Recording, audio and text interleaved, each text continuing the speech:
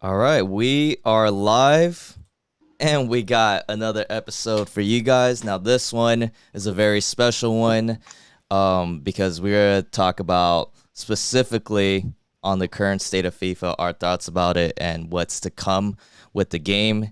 And we got one returning guest with Longshotcurve and a Howdy. new guest, HOUSEHEAD, both legendary FIFA Twitch streamers, and I'm happy to have this podcast with them.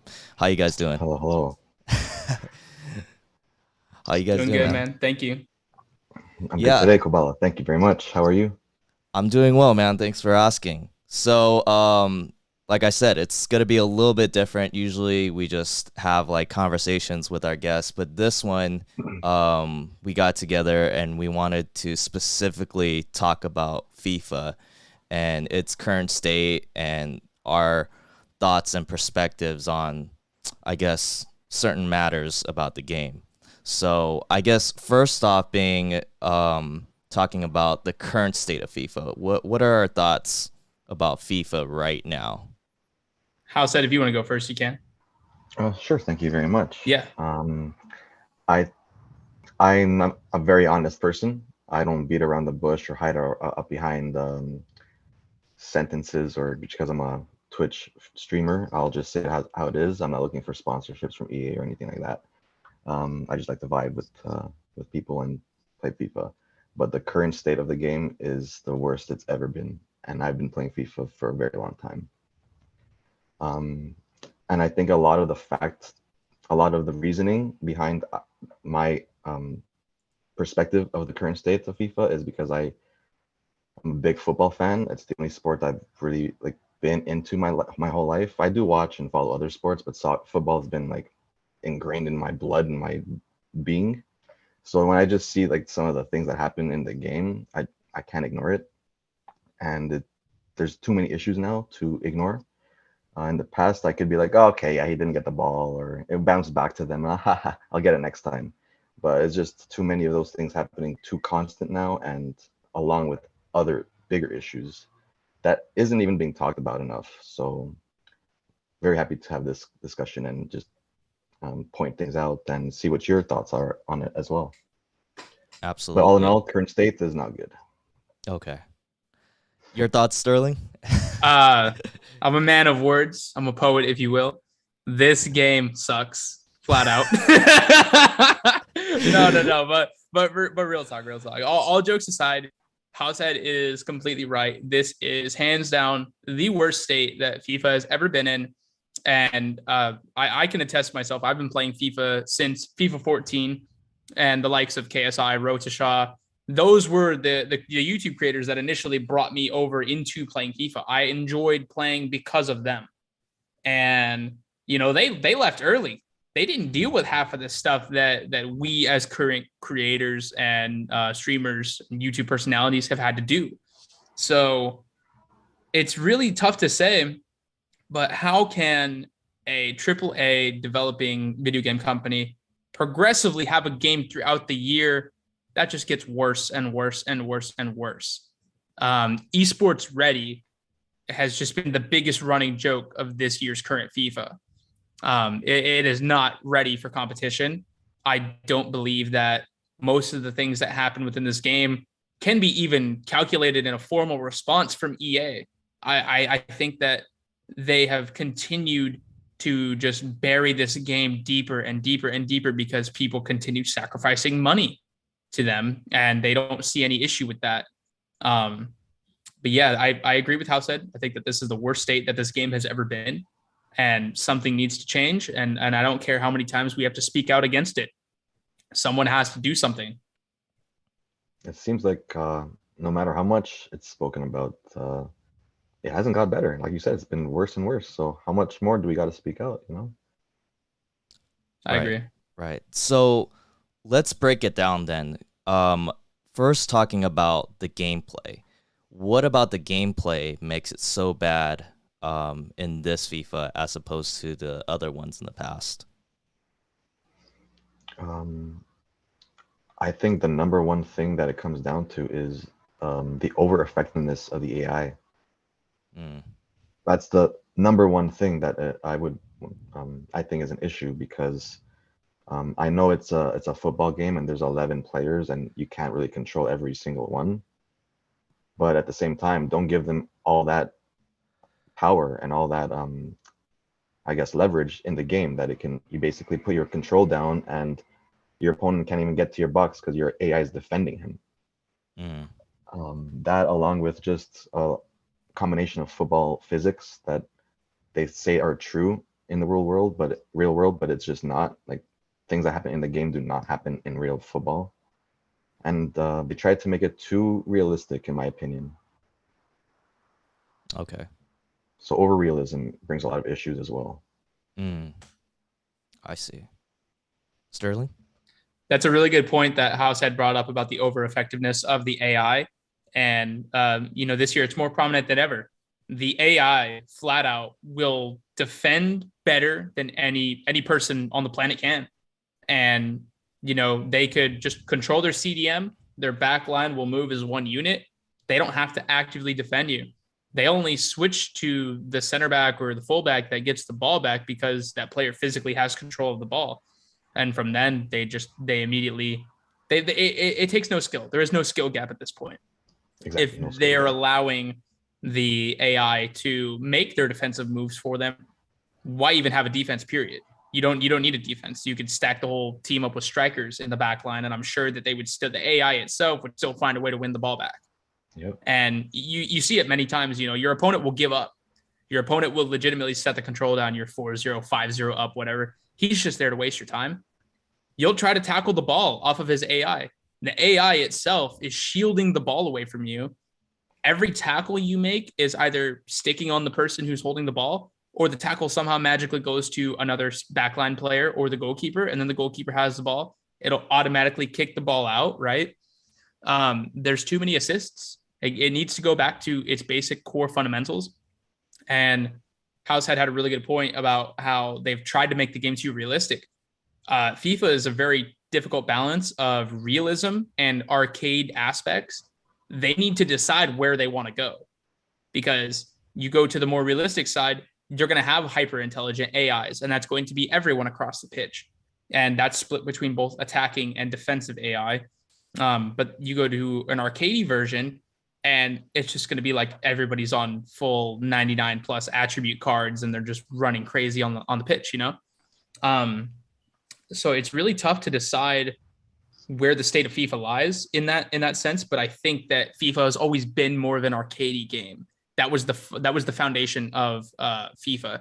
Realistic simulation. You'd look towards eFootball or PES, where you even have a mechanic to flop in the game. That's pretty cool. FIFA hasn't integrated that because they know that it just wouldn't work. But there's a lot of aspects about it that really define how bad it's gotten. And I think they haven't added as many animations as they should have, especially on old gen. Too many times you'll preview a replay and you'll see the ball glitch through your calf or your foot, or your knee will break for you to hit a shot. Balls are hitting off the goalkeeper's hitbox. It's not even physically hitting the keeper. It's hitting a hitbox. In other FIFAs, I believe they actually had dynamic player scans to where their hands individually had their own hitbox. And it was not just a cut square right here, because you'll see the ball move in funky directions when the goalkeeper tries to make saves. And that's because it's hitting on a flat surface. It's not hitting on a dynamic surface. And you'll see the ball, they'll parry the ball off and their hands are bent this way, but they're hitting the hitbox right here on the edge of their palm, and the ball just bounces out straight to an attacking player, and they're able to score. When in reality, it should have been parried off to the side. But it's just a matter of tilting and panning that hitbox depending on how the keeper's hands is positioning. It's too much work for them to keep up with. They have no idea what they're doing. Now, for those people who have both the old gen and the new gen, on the new gen, is the gameplay like more AI involvement, like more stronger with the AI play as opposed to the old gen? I stopped playing new gen, I think the first month that FIFA came out. I started on new gen and I was doing great. But then I did try out the old gen, as I've seen a lot of other creators and just also friends saying the old gen is more fluid, more responsive. And I like to use left stick dribbling. That's like my center of gameplay, like how I play. And on next gen, don't even think about it. Like it's just so like stiff, and it's on like automatic drop back. They put it into the, what is it called, hypermotion, the new engine, and it's just like automatic drop back. It's awful. Mm-hmm.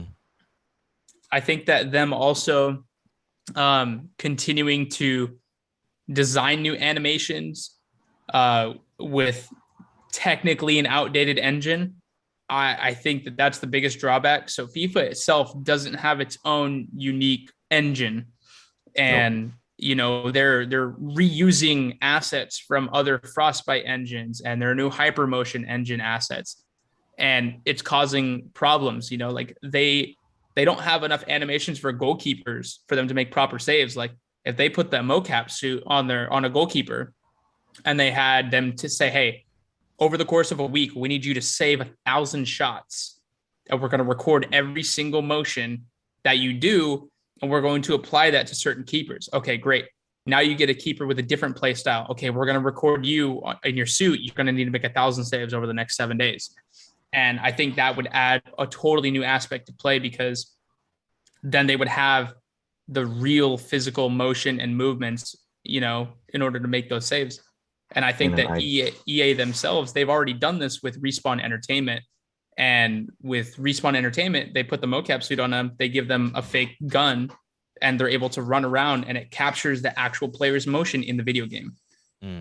So I think they need to focus more on the keepers, and they need to, have less glitchy aspects about the keepers not making proper saves or pairing it into their own net, et cetera, et cetera. And in an ideal world, a gaming company should do that. But that's going to take money, time, resources, everything that EA doesn't not want to invest in. So I see. So you see it right now that they're not putting enough money, time, and energy into those things that need to be fixed? Yeah, because it all comes down to the competition aspect. So there's no one else making a football game. What do they need to change for? We're still coming back to it. Yep, he's right. It's a legal monopoly at this point, because no other game is even touching it. Yeah, you just stepped away, Longshot. So what I said was, in an ideal world, a gaming company would do all those things to get a goalkeeper, spend a day, do 1,000 saves, but they don't want to spend the money or the time or the resources for that. So yeah, it doesn't benefit them in any way. And talking about the animations, you said that there wasn't enough, but that they're adding too many, which is totally correct. It's like you're adding the wrong type of animations. And I feel they said, I believe it was during one of the EA Play press conferences, they said they added over 1,000 animations for goalkeepers. I saw maybe 9 collectively since last year that have changed. And obviously, we play a lot of FIFA, period. We all play a lot of FIFA. Over the last 3 years, over 4,000 matches of FIFA, right? You would think that a skilled player or somebody who plays the game fair often enough would be able to recognize, oh, that's a crazy new animation. Like, dude, there's no way they can ever score from that position. And at the start of the game, it was great. Every year at the start of the FIFA title, it's great. It's fantastic. It's the best game we've ever played. And then progressively it gets worse because they keep trying to add stuff that doesn't need to be fixed. All they had to fix at the beginning of this year was the finesse shots. That was the only thing they need to fix. And still to this day, I can't score a finesse shot 8 yards inside the box, but you get Lionel Messi from 35 yards out, he's going to score every time. Doesn't make any sense to me, I have a small theory on that. Go on. My small theory about the game being good at the start every year is that the game can handle gold cards.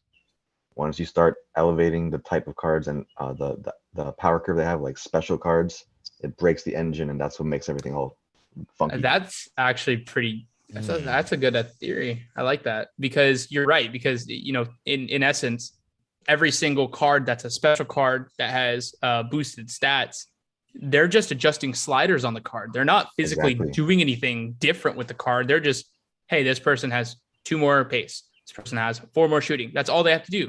Exactly. I never thought about it that way. Maybe the engine can't handle those advancements, you know, just Mhm. whatever they start off with, and that's because that's probably what they test their games off with too. They don't test their games with 94 rated team of the years or birthday Yeah. cards. Okay, that's good. And then obviously issues being server wise, of course, you know, I'm here in North Carolina and I get paired up with people like, you know, Johnny in Canada. I play people in Jamaica. I played one person from Los Angeles 2 weeks ago in Foot Champions. We had 120 ping. And I was like, dude, how did it match us up together? And he's Wow. like, I don't know. I'm from Los Angeles. What about you? I was like, you currently live in Los Angeles. He said, yeah. What about you? I was like, I'm in North Carolina. I was like, we are 3,000 miles away from each other. And the game was like, yeah, you two play right here, you know? Wow. And it doesn't make sense to me because there's other EA games that have huge server reach. I'm going to use Apex Legends as another example here. If you want to play on a different server at the start of the game, you can select which server you want to play on for that session. If you want to change, all you got to do is go back to the main menu, change servers, you're good to go. And that's to help out with players who live in regions with low player counts or players that aren't as skilled in that region. You know, places like Australia, New Zealand, it might be really difficult for them to find matches. So all they need to do is switch to a South Africa server, or somebody in Australia can switch to like a East Europe server or a Japan server or somewhere else, you know? And it allows them that advantage to be able to change servers based on what the ping is. And it shows you in real time what the ping is on each of the servers based on where you're at. Apex Legends was a brand new game. It had been in development for a couple of years, but FIFA has been around since the dawn of time. And they still only have what is it, 9 servers in North America? Apex Legends has probably 40 servers in North America. And that was a game that was just added a couple of years ago. So why haven't EA taken the steps to take advantage of that and say, hey, we need to rent more servers in the space that we have those Apex servers in, and we need to start using those for FIFA?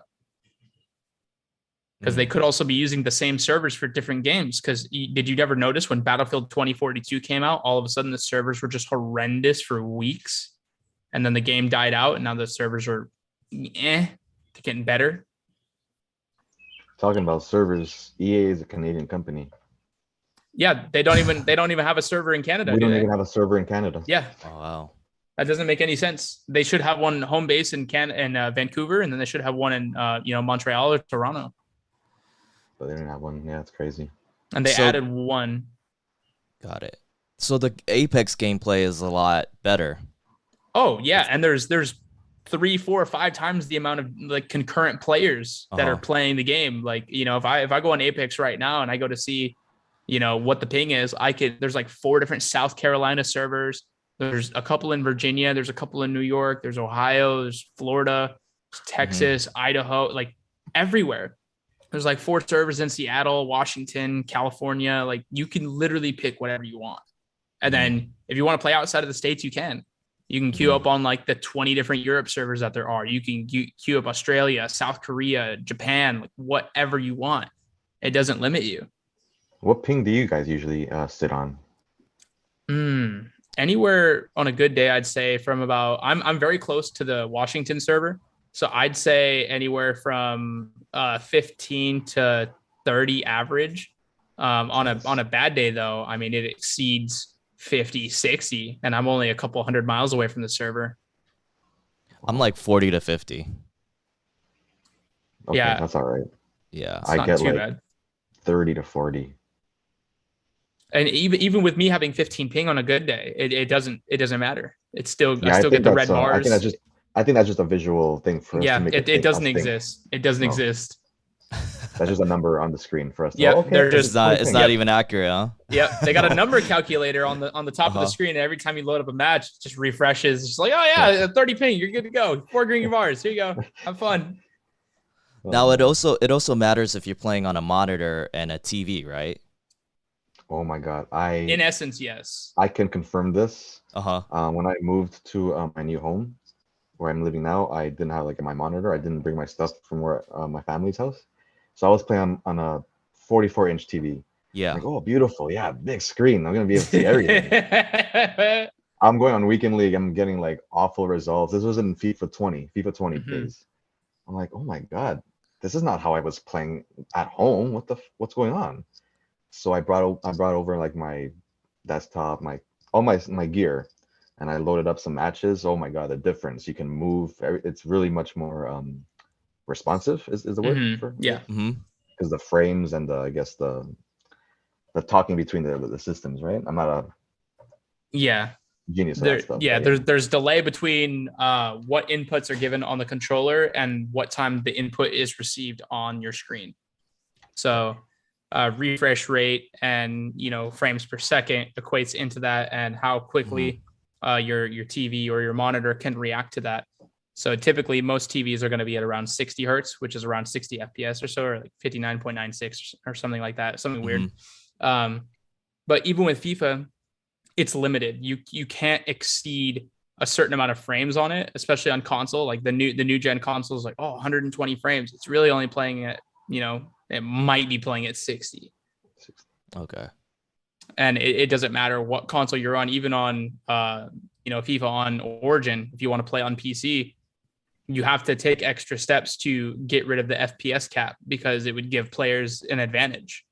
So they're trying to keep it at a level playing field by limiting that on consoles. So you can't, if I have a PS5 but I'm playing old gen, I can't get 120 frames and they get 60. So they're merging them so they all play at 60.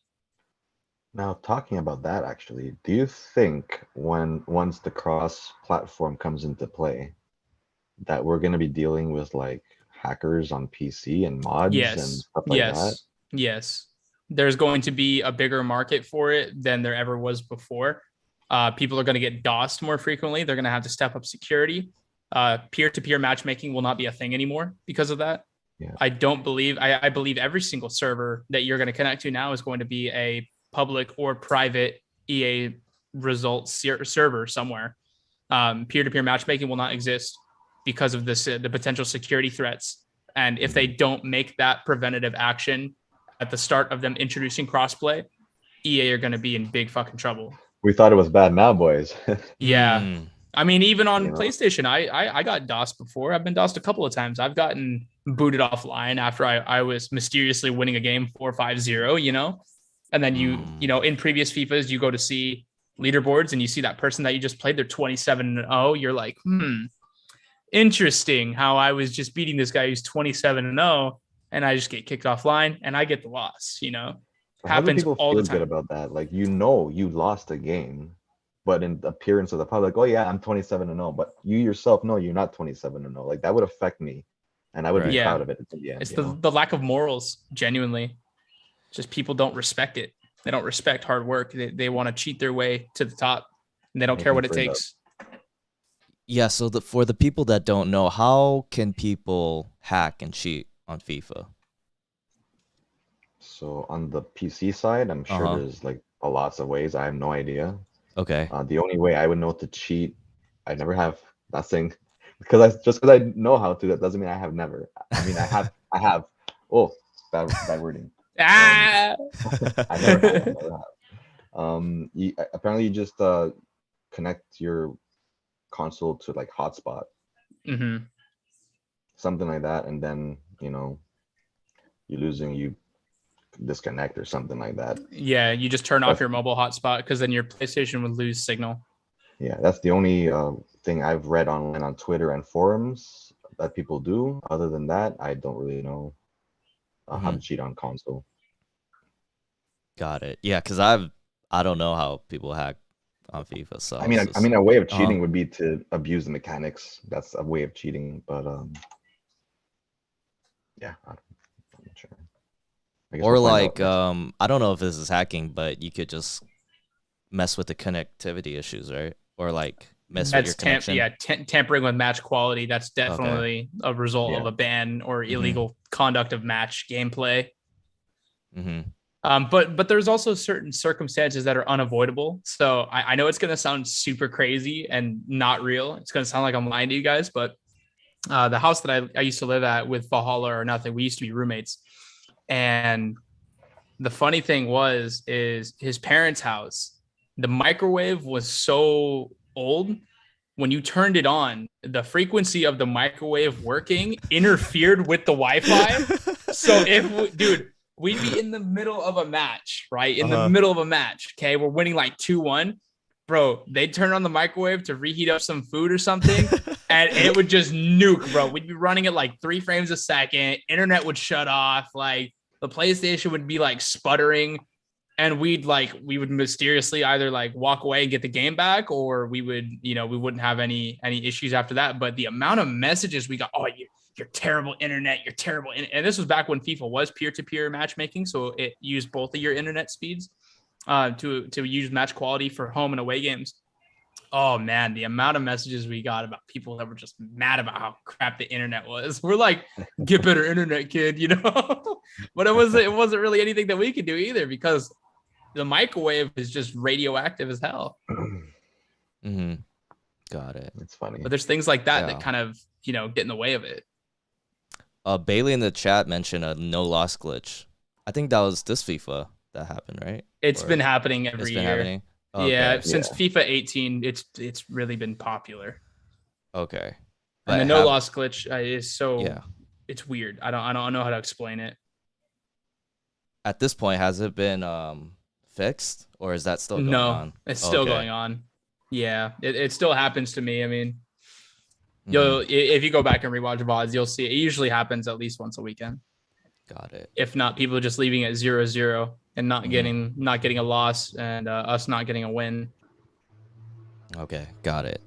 So what about from a content standpoint? What do you guys think of the content that they've been releasing in this FIFA as opposed to the past? You can go first on this one, Longshot. Okay, got you. I think that they've been putting out too much content. I think that it's been them just saying, how much money can we generate for our shareholders, right? And I understand business model, you got to get the bag, okay? You got to do whatever you got to do to get the bag. But in a game where you don't really have any competition, why not make the game better so that way the hardcore players who refuse to spend any money on the game say, hey, you know what? This is actually pretty valuable. I might actually do this. I might put a little bit of money here. It's ridiculous to say that there really isn't any way to make it valuable to the hardcore players, because we see this shit every year. We put all this time and effort into it, and at the end of the year, what happens? We have to start all over again. There's no point to spend any money on this game.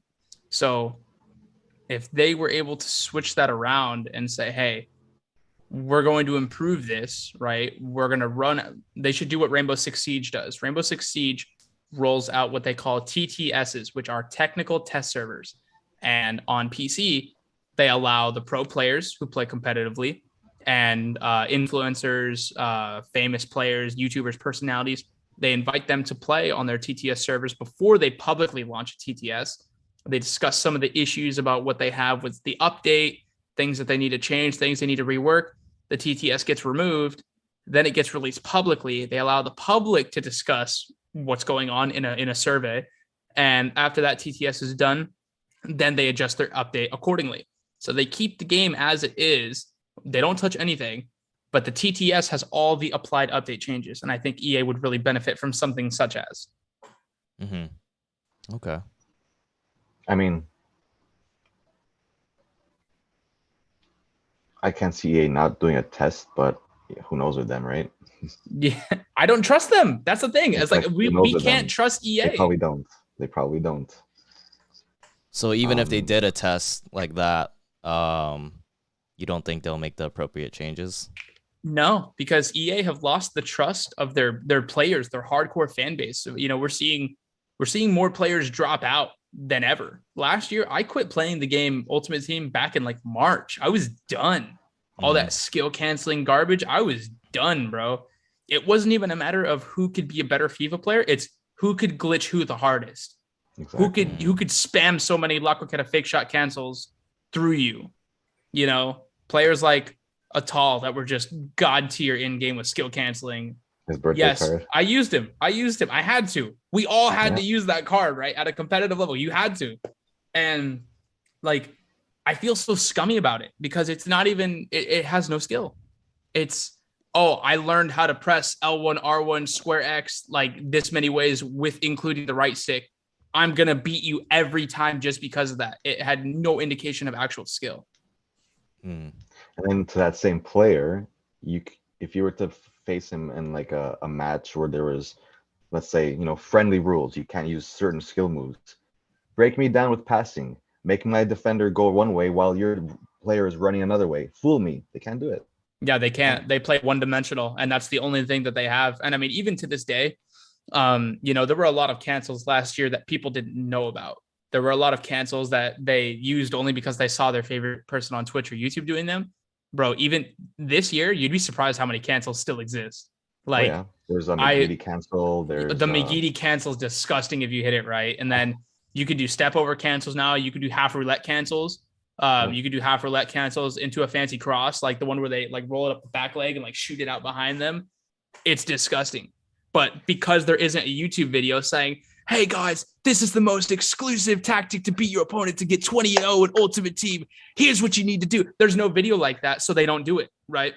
But the dedicated players such as myself, we go into games, we try to figure out what makes the game tick. We try to figure out how to get it to work well. We figure out what tactics and play styles benefit us specifically every single year. 100%. I'm sure that I can't be. Yeah. At the start of FIFA, for the first week, I didn't even touch online. I was just playing squad battles. I was just gonna say I can't be the only person who's done that. I'm like, hey, I want to know what works, what doesn't, right? And then I'll go into the online world. Yep. Mm-hmm. And it's just it's sad that we even have to do that. There's not enough. What's the right word I'm looking for? The game struggles to provide any sense of reward after you put in all that hard work, because there's people that get elite, top 200 in squad battles every week. They play their 20 games of rivals every week. They play all their foot champions. They get rank 3, rank 2, rank 1. They get nothing all year. It doesn't benefit the people who actually spend the time on this game, and it benefits the people who spend either the most amount of money or the least amount of time on the game because they want them to keep spending more money. They want them to play more. And something interesting that you guys might not be aware of, if you log in to the web app on your desktop and you open Inspect Element when the site's open, you're able to see details like how many unassigned players you have, how many packs you have saved up, stuff like that. But on the web app, when you open Inspect Element, there's coding about your profile, about who you are. EA keep tabs on that stuff. So they're able to see if you're a returning user, if you're a quotation marks dedicated user, how much money you spend in the game type deal. Okay. And there will be a yes or no answer behind dedicated user. And that goes into how much games you play, how much money you spend in the game, and a whole list of stuff. So on my RTG, it says returning user, yes, dedicated player, no. On my main account, says returning user, yes, dedicated user, yes. And there's a couple of other lines of code that are like really suspicious that EA have that listed as public act. Like you can see that. Anybody can. If you log into anybody's Ultimate Team account, you can see that on desktop app. Wow.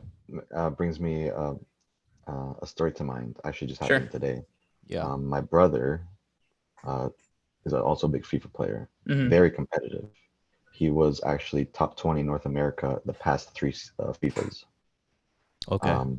But this FIFA, he was like, it was right before Team of the Year. He's like, you know what?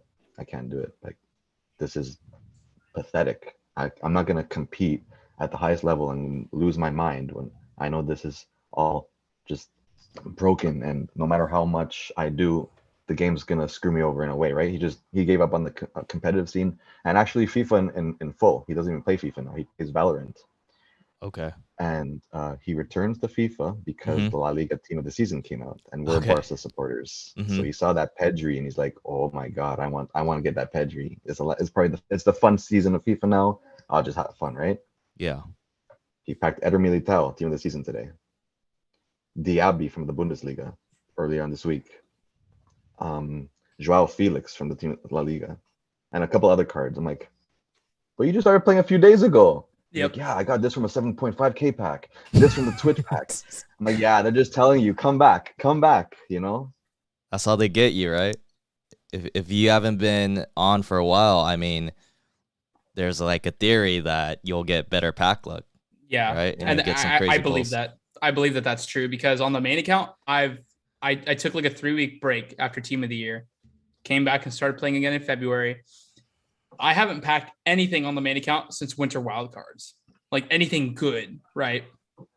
And on the RTG, which I just started a month and a half ago, we got tradable KDB. Our first time qualifying. We didn't even qualify for community tots on the RTG. We got booted out because it was so hard. And I had like a really trash gold rare team, you know? And when we opened the pack, I had no idea who it even was. I saw Premier League center mid Belgium, and I was like, who could this be? 880K I sold him for. And that's on the RTG. That's an account that I spent no money on. At the time I had maybe played 100 games on it. And it was very minimal time as well because everybody was just rage quitting because I can speak for myself. I'm a former like mid 1900s elite player for the last 4 seasons. How am I able to go from rank 10 or Div 10 all the way to Div 3 completely undefeated? And then I go into champs and I just get smacked and I can't qualify. So there's a lot more at play than I think we're aware of. Mm-hmm. Yeah. On that point, I don't know if you've noticed, Koballa and Longshot, but I cannot stand the friendly modes because they definitely, I don't care, like they will never admit it, but I will die on the hill that they tampered with the in-game sliders for friendly modes.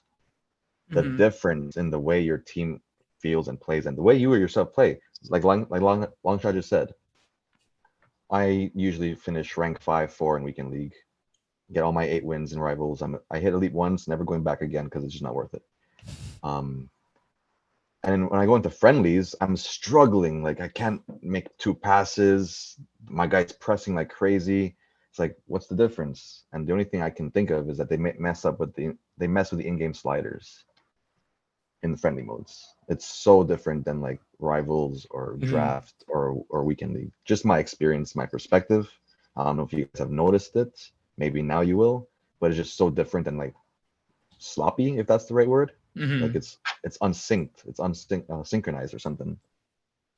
And so maybe elaborate. What do you mean by in-game sliders?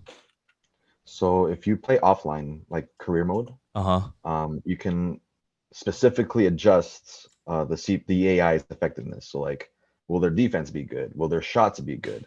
How will their goalkeeping be? What's the speed of the game? What's the effectiveness of the defenders? You can like slide that 50, 60%, 40%. Yeah. And my theory is that in the friendly modes, EA secretly or somehow made things more faster or slower or difficult, more easier. And I just feel like maybe it's the competitive setting that's turned off in friendlies, but I just feel that there's so much more assistance in friendly modes. Interesting. And another thing is like I have the paper that EA had written up for patenting dynamic difficulty adjustment. And I mean, it's shocking. It's shocking that something like this is even related, you know, and they refuse to accept that this is even their work. And it has all of their EA Sports reps like on the front of it for the patent. I think with that patent, it's that I think they confirmed it's theirs, but they're denying any use of it online. They say it's only in their offline modes. That's what they've said, which is bullshit. Oh, it totally is. Sorry for the it's so DDA adjusts win rates at different states in the progression graph through a difficulty lever. An effective lever needs to satisfy 2 key constraints. First, adjusting this lever should make the game easier or harder. Second, adjusting this lever should be invisible to players as viewed in figure 10. For example, although we can simply change the goal or mission to a lower game difficulty, players can easily observe it in retrials. As a consequence, such changes undermine the player's sense of accomplishment even when they finally win with the help of DDA. Wow. What we can see, what the, oh, hold on. We can see that the easiest seed has a win rate as high as 0.75. I'm assuming that's a figure out of 1, while the hardest seed, rightmost, has a win rate of 0.15. The player who plays the hardest seed will take 5 times more tries to pass this than those playing at the easiest seed. This variance can be explained by former game mechanisms. For example, some initial boards may have many items of the same color close to each other, making it significantly easier to match those with pathological scattering. The hardest and easiest seeds provide the upper and lower bounds of win ratios. And then difficulty and engagement. To evaluate the impact of difficulty on player engagement, we compared the retained popularity with level difficulties. And there are players that churned at each level, thus the retained population decreases as the level increases. So this is just them designing that if you win the game very frequently, you're less likely to return to the game. If you win, lose, win, lose, win, lose, your engagement goes up, and that's proven through their DDA patent. And I can confirm that as a user. If I lose a game, I'll be like, no, I don't want to end my session on a loss. So I'm gonna play until I win. Right. You know? Uh-huh. And I think that's all of us. Like, who wants to end their gaming session on a loss? You play until you win, right? And then you go on this losing streak. You start tilting, Exactly. and then you can't get off till you win. Yeah. Like how do I end my weekend league for community tots on the main account 10-1 on Saturday, and the next following day I go 11-9.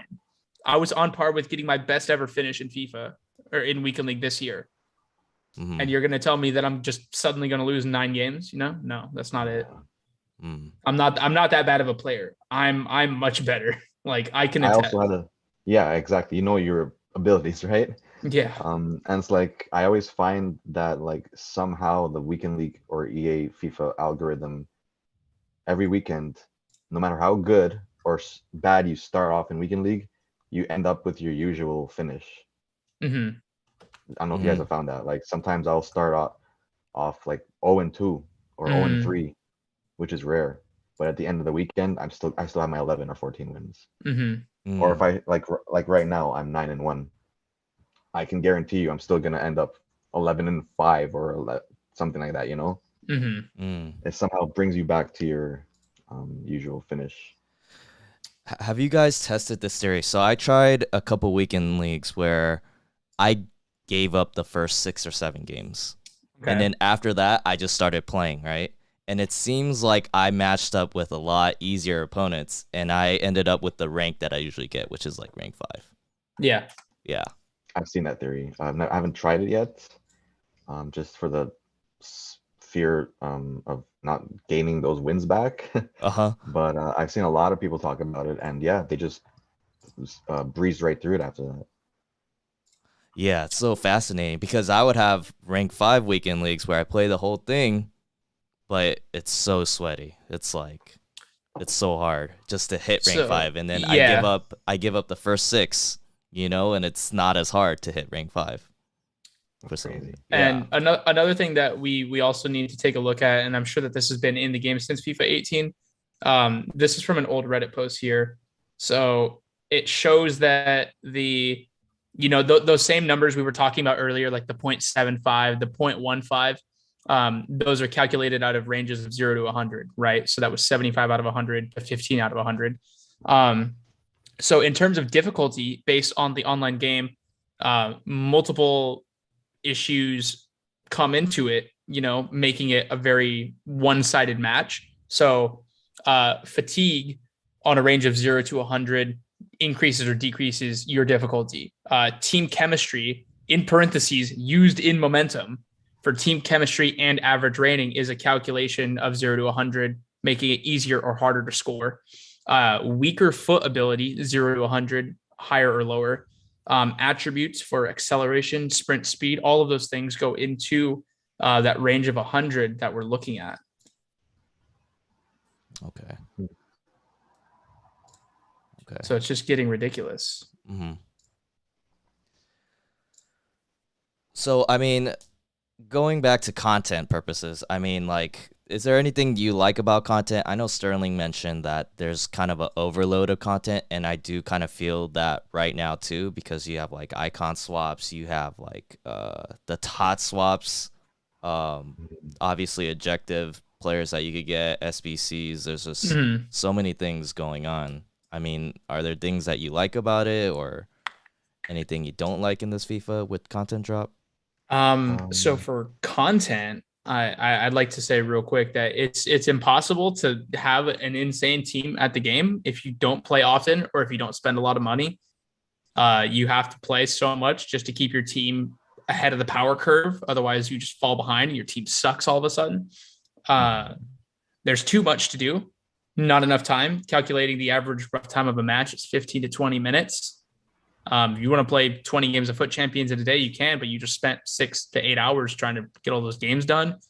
And it's exhausting, it's fatiguing. And that's just weekend league. Then you got squad battles, and you got rivals, and you got challenges you do for objectives, and you got icon swaps, and you got promos, and you got lightning rounds. Like, slow down. There's not Yeah, enough time to do everything that we have here. I didn't touch too much on the content a little Mm-hmm. earlier, but I'm kind of mixed, to be honest, with the content. Like, as much as we give heck to EA, there are some things you got to give them credit for. Mm-hmm. So I'll start with the bad. The bad thing I don't like about the content is that there's too many promos. Like back in the day when FIFA was at its glory days, there used to be promos, but there used to be one team for the promo, and it used to last longer. Not, like one team now of what, 9 players, and then like, oh, I don't like this set of players. I'm gonna wait for team two. Team two comes out. Ah, you know what? I should have done team one. I don't like team two. Mm-hmm. And they just, I guess, yeah, try to milk their investments and profit margins doing that, but it just also ruins the game with the power curve. And yeah, they should just go back to having one team spread across maybe 1 or 2 weeks And like they just used make the to. team stupid, right? Exactly, like Instead of really just trying to dumb. make the most money possible each Exactly. promo. And show some love to some other dudes that don't get cards. Like we don't need five French center backs in one promo. Get Mm. a get a dude from Ghana that no one uses, or get a dude from USA. I guess It's yes, the it's quota same system. players every Always the time. same pool of players, and yeah, it gets so boring and repetitive and Yep. stagnant, right? Yep. So that's on the bad side. The good thing I like that EA does for content is what they didn't used to do, and it's in-game objectives for packs. I like So that a like lot. the cups and like squad battle silver beasts. Before you didn't really get to play for jumbo rare player packs or ultimates or rare megas. Now they kind of give you that option, which is cool. Yeah. There's more options for people to do, like, oh, do I really want to do rivals today? My team is stacked. I don't need those packs. I'll go do this objective or something Right. like Right. that. Yeah, sort of on that front. And I really liked how they incorporate in real life football with like the showdown cards or Right. stuff like that. That's cool. Yeah. Yeah, that's sort of my view on the content. Yeah, like one of the things I liked last year was the PTG cards, the green cards with the Euros. I really liked that, and it got me more involved into what was going on in Heroes. real football. And then you pay attention, and then you go for certain cards that you think are gonna get upgraded. So that made it kind of Mhm. more fun and more interactive with the real life football. So Mhm. yeah, but And another thing like, I think they should yeah, go do. Oh, ahead. sorry. Go, Yeah, go, go go. ahead. No, go. To build on content, especially for like tournaments, World Cup, Euros.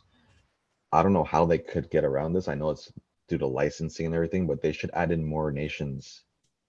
Like right now, there's only a small pool of nations to select from. I remember growing up, I used to play Road to the World Cup South Africa.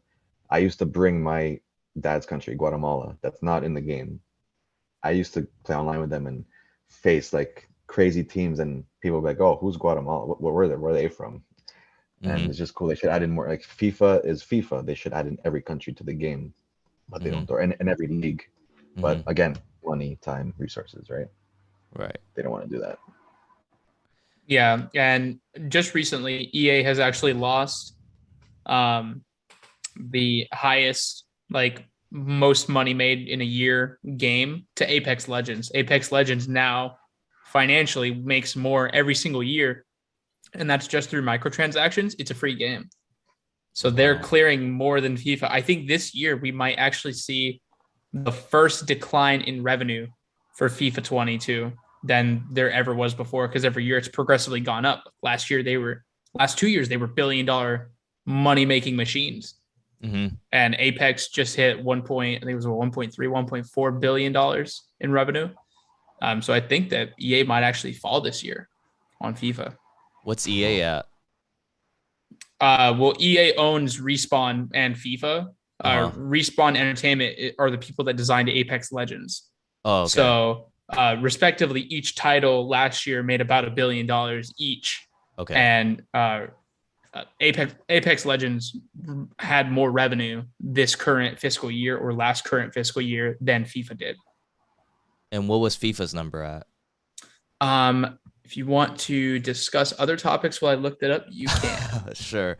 So That's one crazy. of the things with content too is that, I mean, most of us that have played FIFA for a long time know that they would release content specifically at certain points to try to make the most money, right? Mm-hmm. Like, I guess one play that they would do is like, what I've heard from a recent content creator is that they release like a lot of moments SBCs right before TOTS came out. And that could have been strategic for people to just spend on coins for these moments cards. So then they run out of coins, but once TOTS comes out, you know, they're going to spend FIFA points to get some of these packs. Okay. I always advise people, not always, but I try my best. Don't fall for the SBCs. They're coming up with these couple SBCs that look tempting because next week there's going to be even better one and you got nothing in your club. And what do? FIFA points. Right, exactly. So for FIFA 21 last year, FIFA's fiscal year starts from April to March. So last 2 years collectively, from April 20th to March 2021, they made $1.6 billion. And that was from FIFA 20 into FIFA 21. And then last year, Apex Legends made $1 billion, right? And that was, they still had half a quarter left. So estimated here, it says about $1.3 billion. And keep in mind, that's for a free game. That's just for buying skins, weapon skins, emotes, stuff like that. Yeah. That's insane. Wow. That is crazy. Yeah. Well, EA is gonna, I think, head in that direction, right? Where EA Sports FC will be a subscription-based game.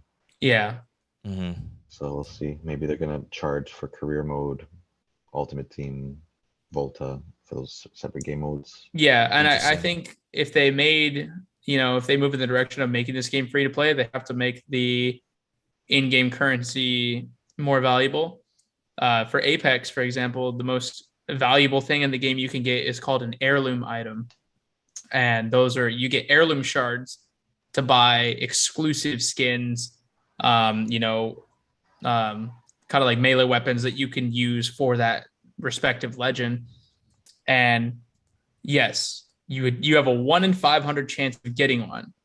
But if you open 500 of their Apex packs, you are guaranteed to get one, no matter what. And after you get one, your cycle resets and you have another 500 to go, or it can be anywhere within that 500. You could open 5 packs, get an heirloom. You open up 10 more packs, you get another heirloom, right? It's just, it matters on how frequently those are applied. So EA don't really have that in play where there's no tracker that says, hey, you've opened up 400K packs and you have not gotten a player above 86. Your next player is guaranteed to be above 88, that type deal. There's nothing like that in play. Right, so that's rewarding the dedicated players, right? Yes, so for Apex, you can get those free Apex packs through grinding challenges. You get one every other level that you level up. I think the level cap is set at like 500 right now. But I mean, that's 250 free Apex packs just from leveling up. Then you get Apex packs every single battle pass, and they reset every season. So every 2-3 months, you get a new set of battle pass. You can get like another 50, Apex packs from that if you get max level. Extra challenges. There's event battle packs, or not battle packs. There's event packs that you can get to, open them up, see what you get that are exclusive to the item. I don't know if those count, but they're giving all that to your disposal. So, you pay for the first battle pass. Every single battle pass after that is technically free if you just respend the Apex coins that you earn back from that battle pass back in. So you pay your $9, hit your max level. You don't have to pay that $9 again, Mm-hmm. So if EA included like a paid for battle pass to kind of kickstart things, I think that would be really negative for them. I don't think that it would be received very well from the community. But there's not really anything that provides value right now in FIFA like that. Do you think that can be comparable to the 4,600 FIFA points they gave to the start? No, because that was an advantage that was done for the people who could afford the extra, $40-$60 of the game. They didn't give to everyone. You're right. Yeah. So it doesn't provide that value for the people such as myself who now refuse to give that money to EA.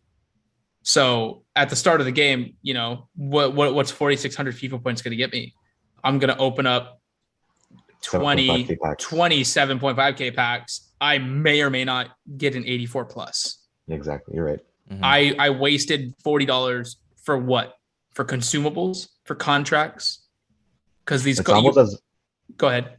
No, I'll let you finish. I was going to say, like, at the start of the game, I mean, everyone was pissing their pants because the card prices were so low. Yeah. 82s with high pace, 83s, they were 1,000 coins. Non-rares, you couldn't even sell them on the market. Hunters were selling for 1,000 coins. Shadows were selling for 1,000 coins. What could you have done differently? You gave everybody who was able to pay the extra $40 for a game free in-game currency, and it nuked the market for months. Yeah, Fodder was at an all-time low. Suarez at the start of the game, 10K. Are you kidding me? I bought like 20 of those. Dude, yeah, that's what I did too. But like, that's what I'm saying. Like, how could you not think about these things? Why would you give that out? Oh, we're going to give you in-game currency so you get used to buying FIFA points, right? So you get used to spending them. And you think, oh, well, I need to get packs. How do I get packs? I buy FIFA points. Okay, then how do I buy FIFA points? Oh, I got to use credit card. Okay. Oh, I got to use my debit card. Okay. Yeah. I got to put in my last $100. Oh, I need to get to work today. But this 100K pack is only $20, Mm-hmm. But what also killed the market, I think?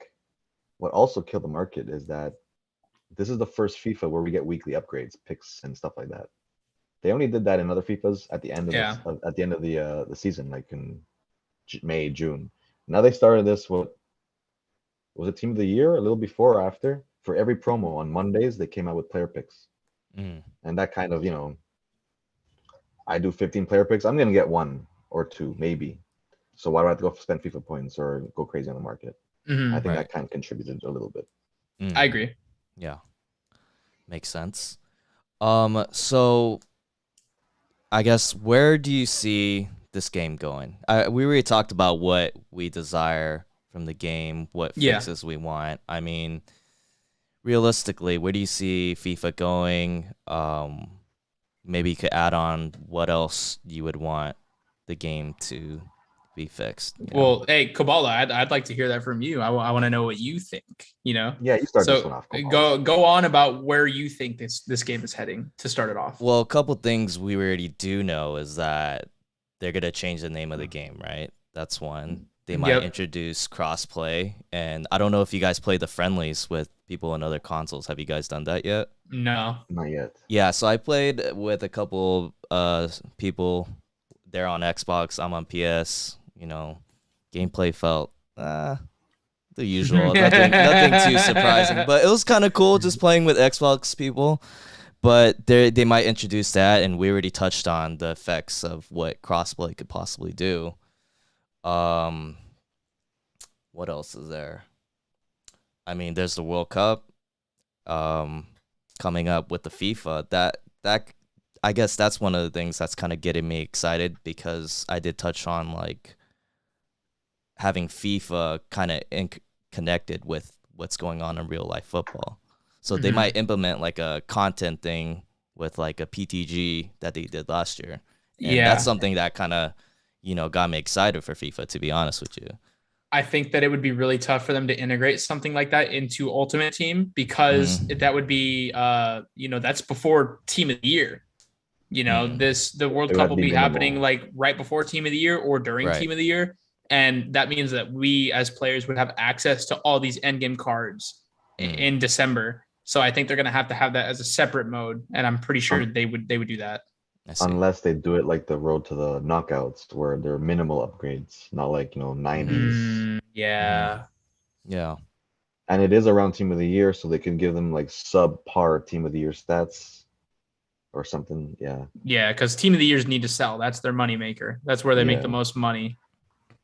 I mean, so those are things that come to mind initially that I see, okay, is happening. I don't know. What else would you guys see? What would you add on to that?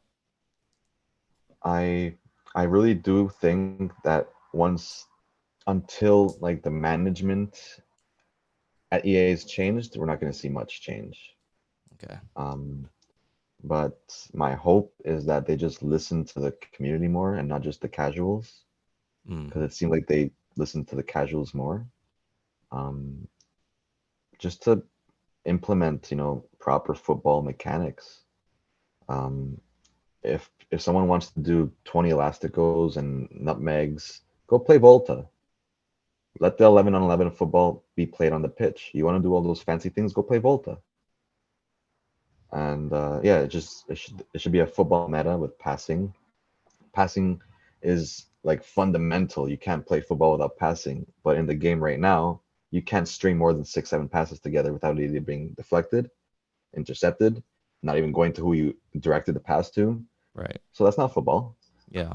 Just make it more football. Yeah, that's basically the cry of the community, and less AI effectiveness, the blocks. That's my biggest cry. I think that every year they reduce the effectiveness of the attacking AI because it's too easy to score, and they will continue to take things away from the attacking AI until they see more use in the defense. They need to focus more on the animations. They need to focus more on providing quality to the players, the hardcore players, the professionals, the people who make their game what it is. It's not Timmy Joe Johnson who stole grandma's credit card so he can buy $100 worth of FIFA points. That kid's not going to make the game. It's the people like us who are content creators, who are YouTubers, who are Twitch streamers, who are personalities, who want to play this game because at the end of the day, we love football. We would not be here if we didn't love the beautiful game. And if I can't play the beautiful game, what's the point? So they're using the majority player base, the casuals. Okay, every game is going to have its version of pro players. Every game is going to have its competitive aspects. Every game is going to have their casuals. I can't find another game right now that really focuses more on the casuals than EA, because the casuals are the ones that make them money. And I think if they took the time to release active surveys to the players like they do every year when they release the alphas and the betas for players to discuss collectively what's wrong with the game, what needs to be fixed, issues they have, bugs that come into effect, I think that the game would be in a better state. I think that EA need to keep closer tabs on their professional players, because they let somebody like Kurt speak out and it just hurts their reputation even more. They let Tech say the game's not rewarding after legitimately winning a tournament live in front of hundreds of thousands of people. How are you going to let some of your biggest, people inside the sport say that publicly? I mean, it's true. They wouldn't say it otherwise. Yeah. And until they do that, I think that we will continuously see a decline of professional players, content creators. It'll scare people away. There's almost too much to worry about now for them. And it's going to take time, but I hope that they take these steps to provide a better game for their players, the people who've been spending, every single year they can playing FIFA, trying to get better. Yeah, Yes, sir. Well 100%. said. Yeah. Speaking of the pro scene, I mean, like when you look at the competitive players, you do see like the frustration with them, trying to compete, not making enough money, and having their fair share of criticism about the game. I mean, what do you guys see with the competitive scene in FIFA? Maybe in terms of play, competition, etc. I just don't know how they can take such a competitive scene that serious when there's so many issues that those issues are directly impacting your outcome, your performance, and your ability to win that cash, win that round. And yeah, there's just too many things that are out of your control. And if they want to go with a competitive scene, I really, really believe that the only ethical and engaging and proper way to do it is through pro clubs. Every player has a position on the spot on the pitch. Mm-hmm. That's probably the best type of what competitive way FIFA can go in the future. Yeah, and I think I don't think that they would prioritize that because pro clubs They don't won't ever. make the money. It doesn't Yeah, make the they money. won't Career ever. mode, Volta, none of that makes the money. It's Ultimate Team. That's the cash grab. yeah, And I think that in order for them to prioritize something like that, they need to focus more on the professional players that do make the esports readily available for hundreds of thousands of people to view. And it's very difficult to say that it's damaging their sport more than anything.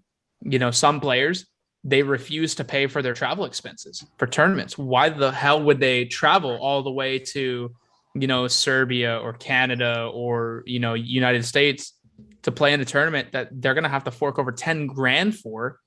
And then the prize pool money, they're going to get 2 grand if they get like 20th place. Like, it's not worth it for them. Players have outspoken about these issues with them for months now, years, and people are starting to get a voice about that.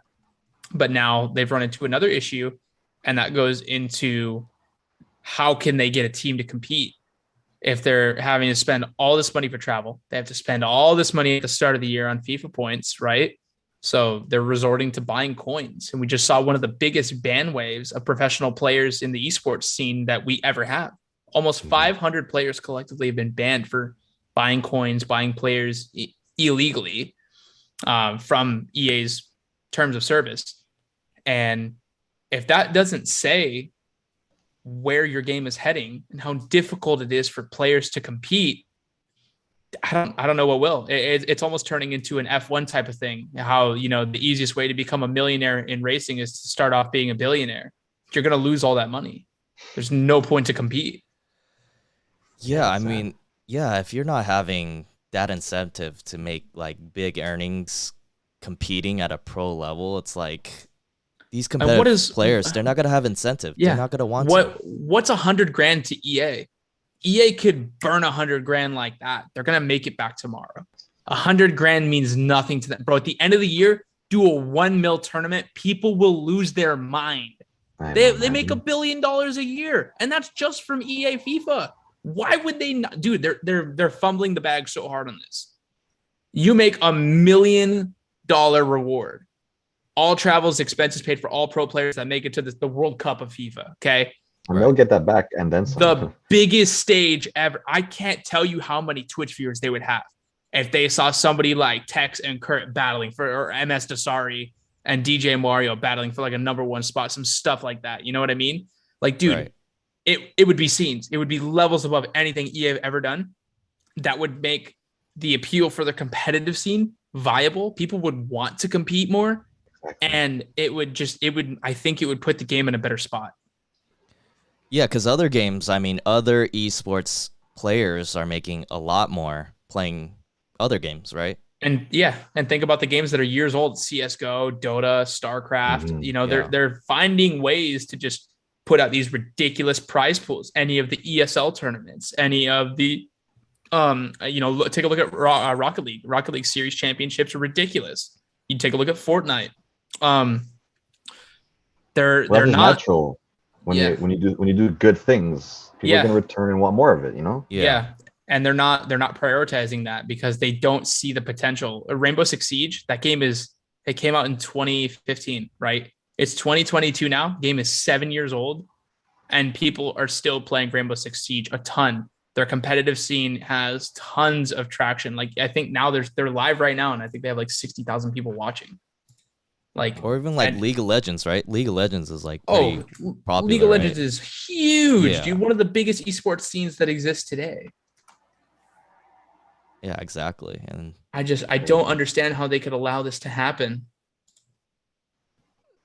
yeah, I don't know, But- man. Maybe it's just they just don't see it. Maybe they don't see it as a good investment. Like if you invest in your competitive players and, you know, I think the return is so much more higher, but All right, I so don't know. next podcast title is going to be "We flew to Vancouver to have an interview with an EA executive." Okay. an in-person interview. Wouldn't that be great? Oh, dude, I would be there. I would love Imagine to us three discuss. standing outside of the headquarters of the Sun.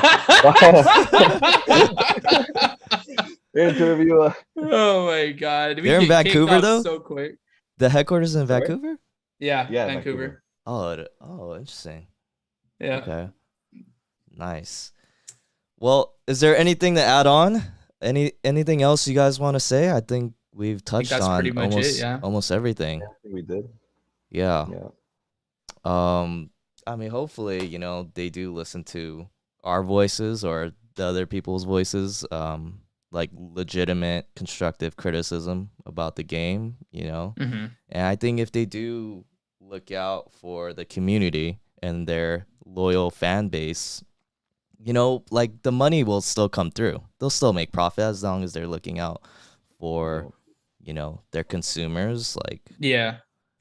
but And I mean, if $1 million is like life-changing money for most people. I mean, you give that to somebody who's put a lot of their time and effort into something like FIFA, and they're gonna come back.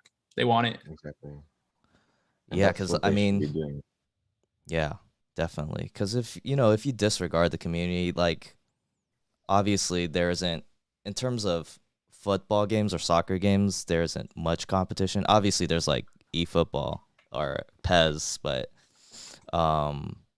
they could always go to another game or just stop playing the game, and then there you go, losing money Mm-hmm. for your It's gonna be an product. interesting couple of years coming up because there's gonna be EA's new game, EAFC. Then FIFA, their like actual FIFA had come out and saying that they will be working with game developers on their own game called FIFA. Okay. Then there's Kurt's game Goals. Goals. Oh, There's he's another doing one. a game? Oh no. Yeah. Then there's another one called VFL. So there's 4 football games coming out in the next Mhm. bit. So we'll see what happens, right? Yeah, that's interesting. Interesting.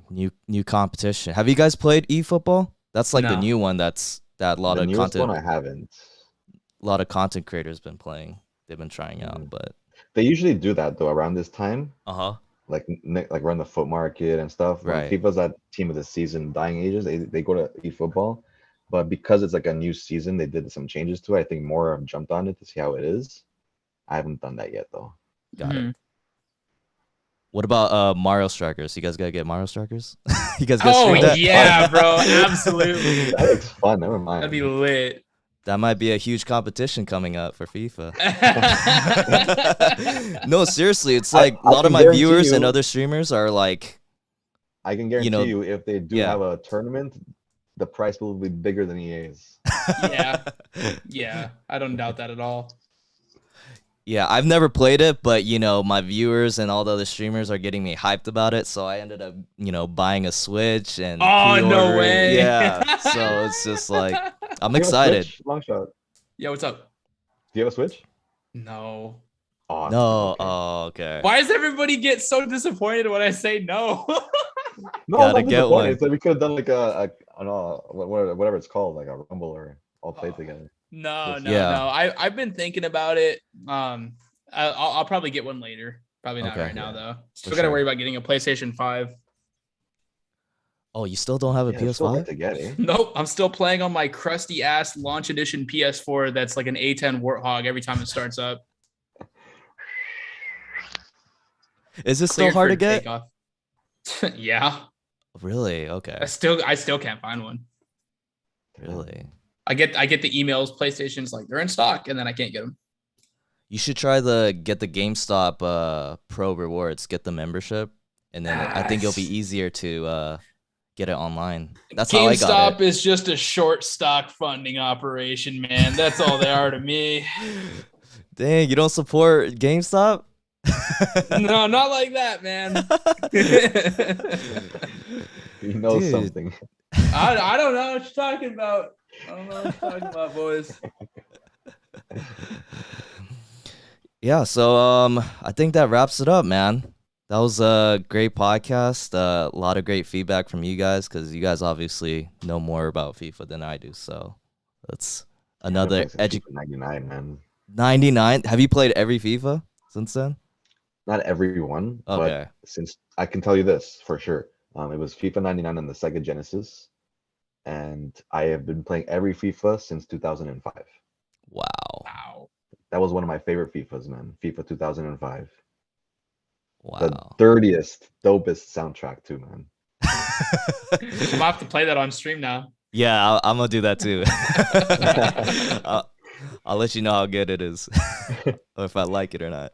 Hell yeah. All right. But yeah, thank you guys for coming through, man. I really appreciate it, taking time out of your day to do this. Yeah, thank you for having us.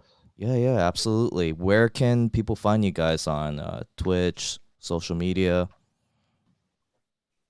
For me, it's just Twitch, YouTube, TikTok, Twitter. It's just HouseHead416. Mm-hmm. You can find me on there. I stream Monday to Fridays, 6 p.m. Eastern time. That's me. Awesome. Longshot?